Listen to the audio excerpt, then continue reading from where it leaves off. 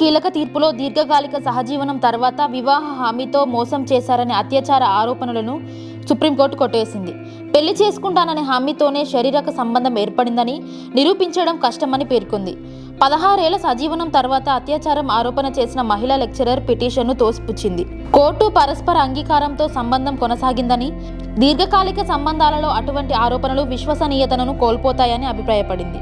సుదీర్ఘ కాలం పాటు ఓ వ్యక్తితో సహజీవనం చేసి ఆ తర్వాత తనను పెళ్లి పేరుతో మోసం చేసి శారీరక సంబంధం పెట్టుకున్నాడంటూ మహిళలు పెట్టే అత్యాచారం కేసులు చెల్లవంటూ సుప్రీంకోర్టు తీర్పునిచ్చింది.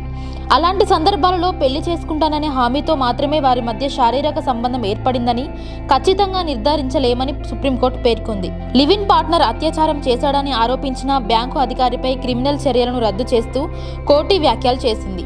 వివాహం చేసుకుంటానని చెప్పడంతోనే అతనితో 16 సంవత్సరాలు శారీరక సంబంధం పెట్టుకున్నానని ఆరోపించిన మహిళా లెక్చరర్ దాఖలు చేసిన పిటిషన్ను న్యాయమూర్తులు విక్రమ్ నాథ్, సందీప్ మెహతాలతో కూడిన ధర్మాసనం తోసిపుచ్చింది.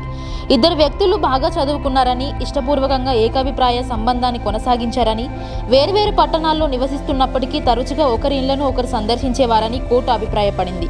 ఈ కేసు లవ్ ఫెయిల్యూర్ లేదా లివ్ ఇన్ బ్రేకప్గా కోర్టు పరిగణించింది.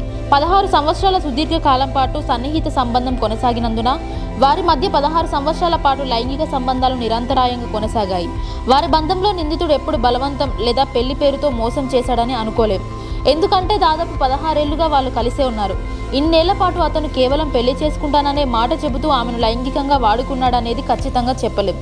ఇద్దరి పరస్పర అంగీకారంతోనే వారి మధ్య శారీరక సంబంధం ఏర్పడి ఉంటుందని అత్యున్నత న్యాయస్థానం వ్యాఖ్యానించింది. పెళ్లి పేరుతో మోసం చేశాడని భావించినప్పటికీ కేవలం పెళ్లి చేసుకుంటాడనే నమ్మకంతోనే ఇన్నేళ్లు ఆమె అతనితో శారీరక సంబంధం పెట్టుకుందని భావించడం సరికాదని కోర్టు పేర్కొంది. బంధం ఎక్కువ కాలం కొనసాగినప్పటికీ అటువంటి వాదనలు విశ్వసనీయతను కోల్పోతాయని కోర్టు వెల్లడించింది.